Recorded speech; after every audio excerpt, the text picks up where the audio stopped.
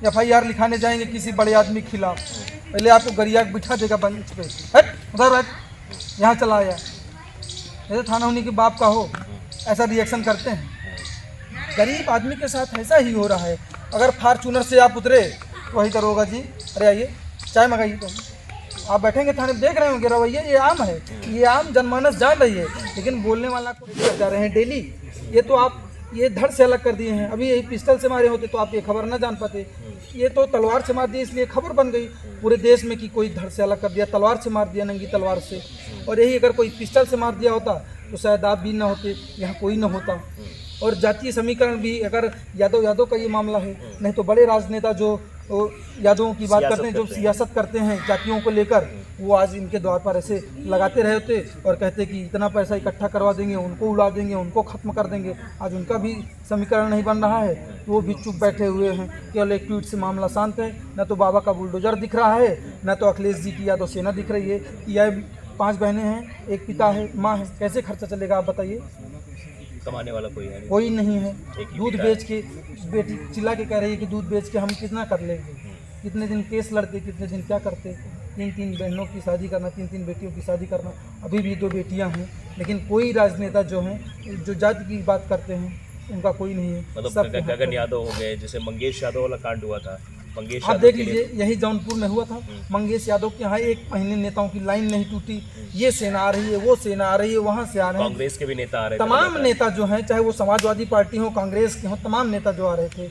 लेकिन आज देखिए, यहाँ कोई नहीं कह रहा है कि हम फंडिंग करवा देंगे, 2 करोड़ रुपए इकट्ठा करवा देंगे, पिता का जीवन बसर हो जाएगा, बेटियों का जीवन बसर हो जाएगा, कोई नहीं कह रहा है, क्योंकि यहाँ सियासत नहीं चमकनी है, सजातीय मामला है, इसीलिए यहाँ जो है नेता दिखाई देते हैं। बिल्कुल ये देश के हित में बिल्कुल नहीं। आपको लगता है ये गलत हो रहा है? बिल्कुल सरासर गलत है। पहली बात तो घर तो बता रहे हैं कि GS में है, तो स्वाभाविक सी बात है कि इस पर जो भी कानूनी कार्रवाई हो।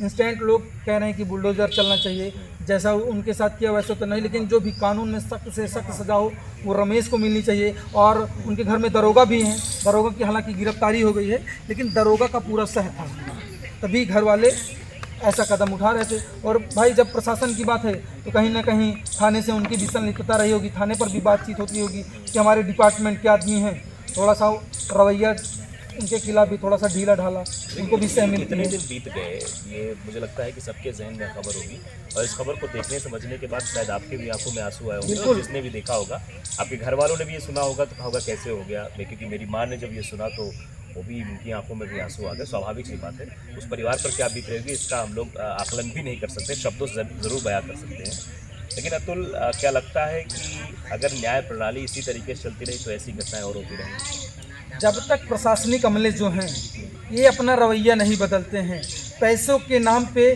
गरीबी तौली जाएगी, अमीरों को अलग तौला जाएगा। अगर न्याय प्रणाली दोनों के लिए पैसे के अकॉर्डिंग होगी तब ऐसे रवैये हमेशा होते रहेंगे। हर दिन घटनाएं घटती रहेंगी, न जाने कितनी माओं की कोख ऐसे सुनी होती रहेंगी। और बस ये पुलिस प्रशासन या जो राजस्व विभाग है, सबसे ज़्यादा आपके मामले चलते हैं राजस्व विभाग के, यही सब कोर्ट में है, कोर्ट कचहरी जाते जाते। आप जब कह रहे हैं कि न्याय प्रणाली सही नहीं है और सबको एक तराजू में नहीं तोला जा रहा है, तो कहाँ गए राहुल गांधी जो संविधान को खत्म करने वालों के खिलाफ चल रहे थे, संविधान को बचाने की बात कर रहे थे? तो यहाँ अगर सब बराबर नहीं है, क्योंकि संविधान तो हमको बराबरी का हक देता है कि हम सब आप सब बराबर, सबको एक वोट का अधिकार है, तो संविधान को बचाने के लिए राहुल गांधी क्यों नहीं आ रहे? नहीं तो लचर व्यवस्था होती है। हाथ में संविधान लेने से थोड़ी है कि संविधान सशक्त हो जाएगा, कि आप हाथ में लेने ऐसे ले लेंगे किताब और हिला देंगे मंचों पे, या योगी जी ऐसे बुलडोजर खड़ा कर देंगे। लेकिन जो उनके प्रशासनिक अधिकारी हैं वो तो खुलेआम भ्रष्टाचार कर रहे हैं, उनको रोकने वाला कोई नहीं है।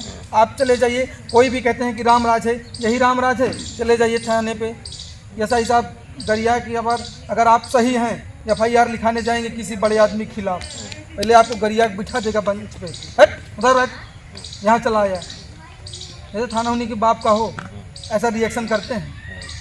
गरीब आदमी के साथ ऐसा ही हो रहा है। अगर फॉर्च्यूनर से आप उतरे तो वही करोगा जी, अरे आइए चाय मंगाइए, तो आप बैठेंगे थाने में, देख रहे होंगे रवैया, ये आम है, ये आम जनमानस जान रही है, लेकिन बोलने वाला कोई नहीं है। तो इस गरीब अनुराग यादव के परिवार के साथ भी यही हुआ? बिल्कुल यही हो रहा है। अब देखिए, वो दरोगा जी थे, उनके भाई दरोगा हैं, अब उनको सह मिलेगी। देखिए तमाम इतने बड़े बड़े हथियार हैं। आप बताइए, बता रहे जैसे नक्सलाइट, ऐसी घटना, ऐसी विभत्सकारी घटना तो मैंने अपने जीवन में नहीं देखी है। जो आपने कहा कि मूवी वगैरह में ऐसा देखा है, लेकिन हालांकि ऐसी मूवियाँ भी बंद होनी चाहिए जहाँ पर ऐसी विभत्सकारी घटनाएं दिखाई जाएँ, क्योंकि लोग उसी को ट्रेंड में लाते हैं, उसी से प्रेरित होते हैं। बच्चे आजकल यही फॉलो कर रहे हैं, वेब सीरीज़ वगैरह आ रही हैं तमाम, उसमें कट्टा पिस्टल दिखाया जा रहा है कि मिर्ज़ापुर वाले भैया आ रहे हैं, कालीन भैया आ रहे हैं, पिस्टल लिए ठाए ठाए मारे, आगे बढ़ गए। पुलिस वाले केवल घूम फिरी कर पीछे पीछे टहल रहे हैं, आमिर खान उड़ रहे हैं। वही हो रहा है समाज में। तो ये अतुल की राय थी।